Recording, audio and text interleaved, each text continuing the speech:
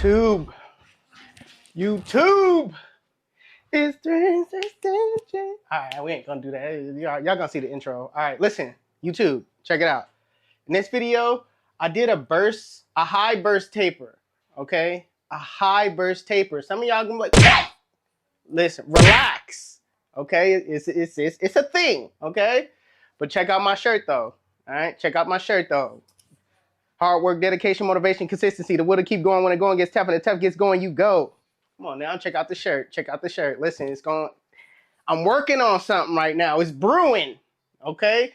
Be on the lookout next month. It's brewing, all right? So, I'm about to edit this video real quick. It's 360 G's. Hey, Jeezy, I heard you singing. It's 360 Jeezy. But what I'm saying is, what's up? The high burst taper ain't really a taper. It's like, the thing about it is, the high burst taper is always a medium taper. It's not really like anything that you would call like a high. Like it's always a mid.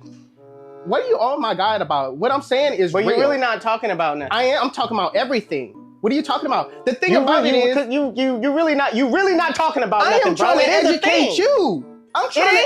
I'm trying to educate you on what the high burst taper is. I don't want to hear it. I don't want to hear it. God, man. You could keep yapping at the mouth if you want, bro. I'm gonna keep yapping because you're not understanding what I'm saying, though. Because the high burst taper ain't really a taper, bro. You gonna taint the people, though. No, you over here joining me. You gonna taint the people. This ain't my channel, so how am I taint anybody? I can leave, bro. I'm just trying to educate you.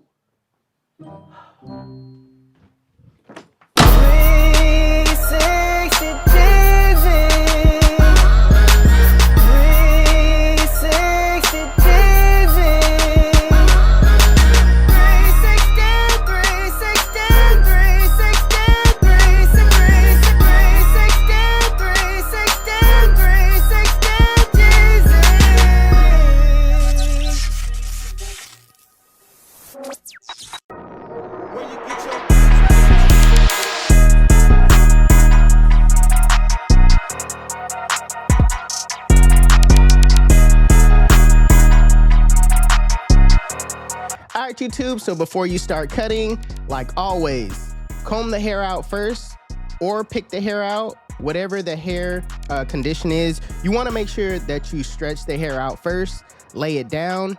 That way, it puts the hair in a position to be cut, all right, or to be lifted off of the scalp. When you're combing the hair, it lifts the hair off of the scalp, making it easier for the hair to feed into the teeth of the blades.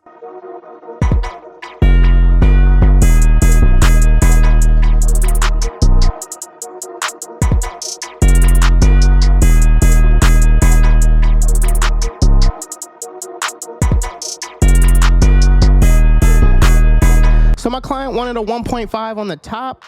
So what I did was grab my one guard with the lever open, and I'm going with the grain of his pattern. Keep in mind, we're not cutting anything off of the back. He wants that shag, he wants that bulk in the back. So we're just gonna kind of, go around that and focus on kind of shaping the 1.5 into that shag in the back later on.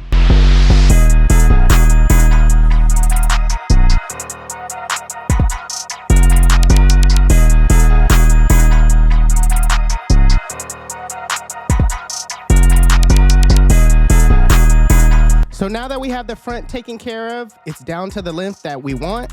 Right now, I'm gonna focus on that bulk, that transition going into the shag. I'm closing the lever and I'm just kind of freehanding that area.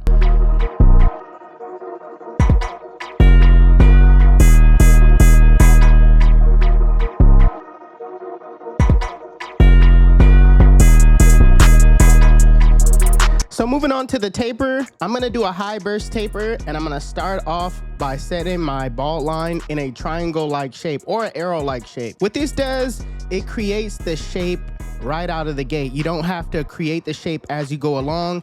Some people will tell you, oh, you don't have to do this. You know what I mean? You could create the same look without doing this. Yes, that's true. But at the end of the day, I work smarter, not harder. And if I want this look, this is the fastest way to do it because you're not having to pay attention to putting this shape in as you go. Next step, is the lever open. I went ahead and grabbed my clippers, used the lever open, and right by his vertical bars, I'm gonna leave that area as low as possible. I'm not gonna dig into that area. As you can see, I'm going around that triangle-like shape that I created and at a 1/2 inch width. The reason why I'm keeping that vertical bar area lower is because I want to keep that area as dark as possible when I go to line it. And also I'm being mindful of the shape that I'm creating as well. So the next step that I'm gonna put in is the one guard with the lever open. I'm going up that same 1/2 inch, but this time I'm not really tripping off of leaving that vertical bar as low as possible. I'm just kind of going up that same width, making sure that I go over that guideline multiple times to ensure that it's at that length. Now with the 2 guard with the lever fully closed, because I have that 1.5 with the grain, I could go with my 2 guard with the lever closed, and I'm just debulking at this point, making sure everything flows nicely into that 1.5 that's on the top. Now, I like to take baby steps, going back down, blending everything out.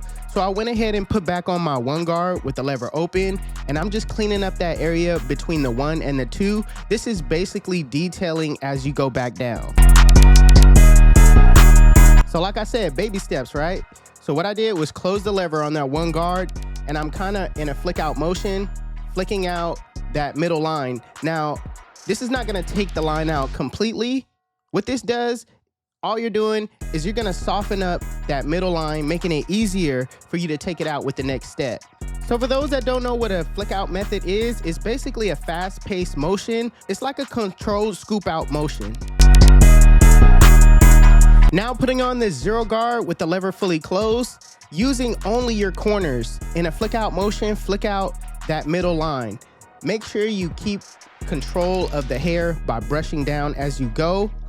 Pay attention to the hair and how it's growing, because not all hair lays just up and down, right? That downward motion. Sometimes you gotta go use your blade, use your corners, going from side to side to get that hair to go down to the length that you're looking for.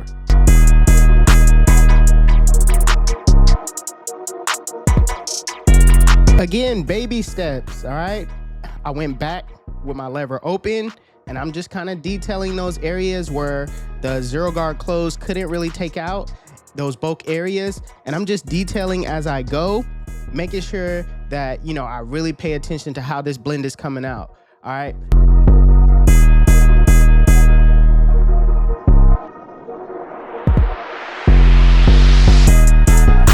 And lastly, as far as taking out the guideline, I go with my lever closed in a flick out motion, and basically I'm gonna adjust my lever as I go up. All right, I'm gonna start at the bottom, flick below the line, flick to the line in a scoop out kind of method, and just take off a little bit. And as I go up, like I said, I'm just adjusting my lever.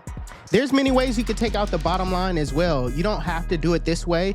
You could set your lever in the middle, soften it up, and then close it fully to take it fully out.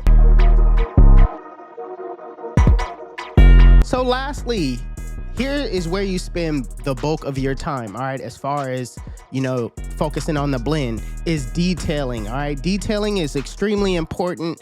It separates you from just being an average barber, because you could just leave it like this, line them up, and be good, right?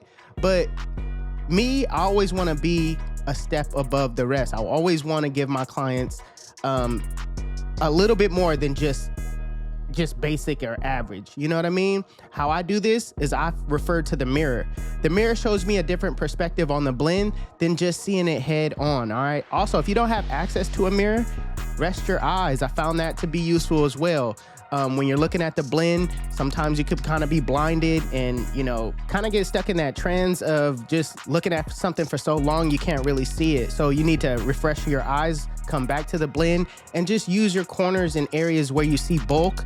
But with all that being said, the reason why I started off using that triangle-like method with the bald line is because I really didn't have to work that hard with creating this blend this way. You know what I mean? It cuts down time. You don't have to really shape it. You could just kind of, go off of the guidelines that you already set.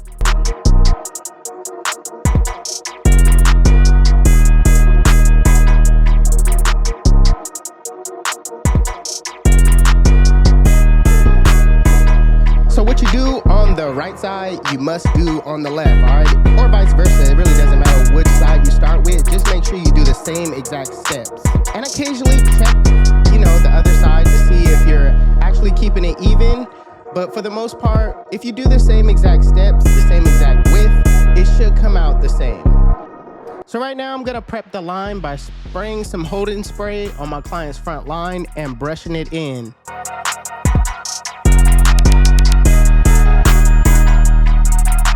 So right now I'm basically gonna freeze the the hairspray in. You don't really want to heat it up because I found like it'll leave it kind of sticky rather than like, I don't know, you get that ash mark when you cool it down rather than heat it up.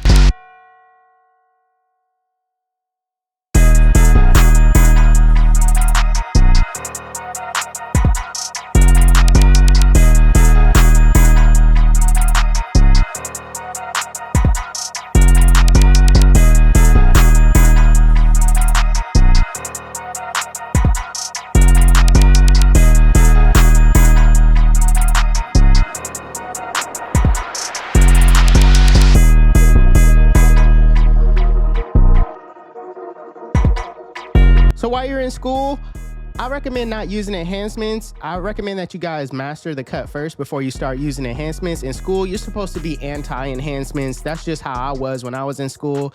But when you get out, you mastered the cut. You might want to pick up this no clog enhancement gun, especially if you're doing like, house calls or anything like that. It's not better than the compressor or anything like that, but it's definitely good for house calls and on-the-go enhancements. Next, I'm gonna work on shaping the shag in the back, making sure everything is nice and symmetrical.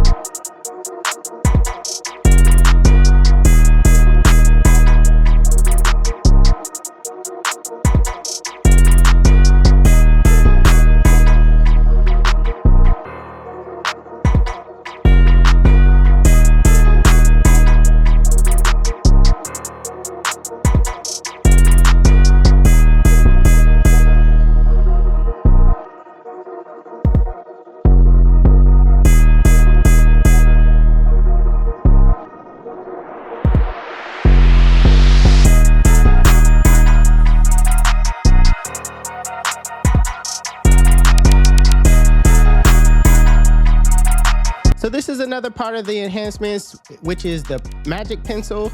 It just adds nice contrast between the hair and the skin, making the lineup pop.